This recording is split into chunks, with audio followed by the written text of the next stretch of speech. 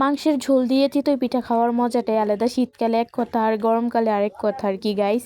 আমার কাছে দুনো সময় পিঠাপুলি খেতে ভালো লাগে, যদিও এখন গরমকালে মানুষ তেমন পিঠাপুলি বানায়, বাট আমি বানাবো। আজকে আমাদের এদিকে টিপি টিপি বৃষ্টি পড়ছে, তো দেখো আকাশের ওয়েদারটাও তেমন ভালো না। তো আমার যে ভাবা সেই কাজ, আমার মনে চাইছিল যে চিতই পিঠা খাই মাংসের ঝোল দিয়ে, তার জন্য আমি আমার আম্মুর কাছে রান্নাঘরে চলে এসেছি। দেখো আমার আম্মু এখানে রান্না বান্না করতেছে। আমার আম্মুকে বলার পর আম্মু বললো যে তোমার না অনেক সময় অনেক কিছু খাইতে মন চায়। তো দেখো এখন আমার যেই ভাবা সেই কাজ, আমি তো করেই ছাড়বো। তো এখন দেখো আমি এখানে চিতই পিঠাগুলোর জন্য গুঁড়ি নিয়ে আসছি, পানি নিয়ে ভালোভাবে দেখো গুঁড়ি নিতেছি।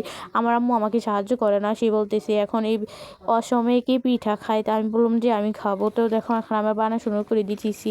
আসলে শক্ত জিনিস শীতলা যেহেতু আমার খেতে মন চাইছে, আমি সেটা যুদ্ধ করে হলেও খাবো। আর দেখো আমি এখানে যুদ্ধ জড়াজড়ি করে আম্মুর সাথে তখন আমি রান্নাবান্না করার জন্য গুলে নিতেছি। আর দেখো তারপর আমার আম্মু আসছে আমাকে একটু হেল্প করার জন্য। আমি বলার পর আমার আম্মু এটাকে ভালোভাবে নেড়ে দিতেছি একটু পর, আর আমি ভিডিও করে নিতেছি। আর এখানে দেখো কিছুটা মাংসের ঝোল রয়েছে, সেটা আমি জাল দিয়ে নিতেছি। আর এখন ওয়েট করতেছি, রেস্টে রেখে দিয়েছি গুঁড়িটা আর কি গুলে। তো এখন দেখো এটা গুঁড়া যেহেতু হয়ে গেছে, এখন আমি এটা বানানোর পাল্লায়। তো এখন দেখো এটাকে ভালোভাবে নেড়ে চেড়ে আর একটু এখন কড়াইয়ের মধ্যে দিয়ে দিতেছি আর কি। এটা হচ্ছে একটি মাটির পাত্র আর কি, এটার মধ্যে দিলেই চিতই পিঠা হয়। তো এখন দেখি কি সুন্দর করে হয়ে যাইতেছি পিঠাটা। আর আমি একটু পরে এটাকে ঢাকনা দিয়ে দিতেছি, আর তারপর উপর দিকে পানি ছিটা দিছি।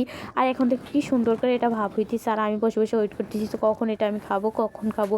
তো অলরেডি এখন হয়ে গেছে, আর এখন দেখো আমি খাওয়া শুরু করে দিতেছি। আর গাইস কি আর বলবো, এতটা মজা হয়েছে খাবারটা, আমি তো তোমাদেরকে গাইস আমার কাছে খুবই ভালো লাগছে। আর দেখো আর এই সর্বশেষে এই পিঠা